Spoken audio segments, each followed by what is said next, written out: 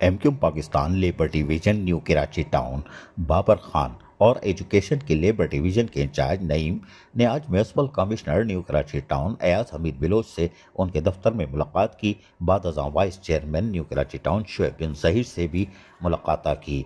मुलाकात का मकसद था न्यू कराची में मुलाजमीन के बकाए जात 2 एरियर्स जो कि अब तक रुके हुए हैं और ईद उल अज़हा भी करीब है तो जल्द से जल्द एरियर दिए जाएं, इसका मुतालबा किया ताकि अगर ताख़ीर हो गई तो मुर्गी की भी कुर्बानी नहीं हो सकेगी। ये बाबर भाई का कहना था। बाबर भाई आफरीन है, कोई बात नहीं। इस मौके पर बताया गया कि एजुकेशन डिपार्टमेंट की माह अप्रैल की सैलरी अभी तक नहीं हुई है।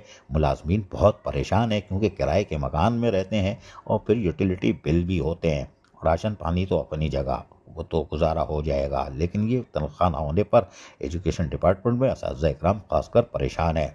उन्होंने बताया कि एजुकेशन के टाइम स्केल जो कि चेयरमैन मोहम्मद यूसुफ ने शायद रोका हुआ है, उसका मसला म्यूनसिपल कमिश्नर ने बताया कि टाइम स्केल काटने के फेवर में तो हम नहीं हैं, लेकिन उनका कहना था कि ये कोर्ट मैटर है, अभी फैसला आना बाकी है, इसलिए सैलरी भी डिले हो रही है।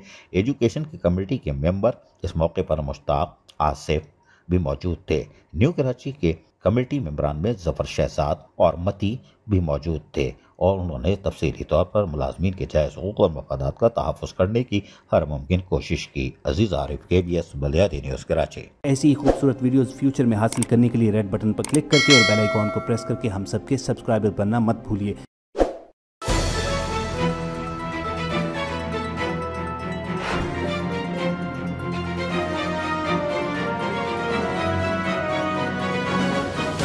KBS बल्दियाती न्यूज़।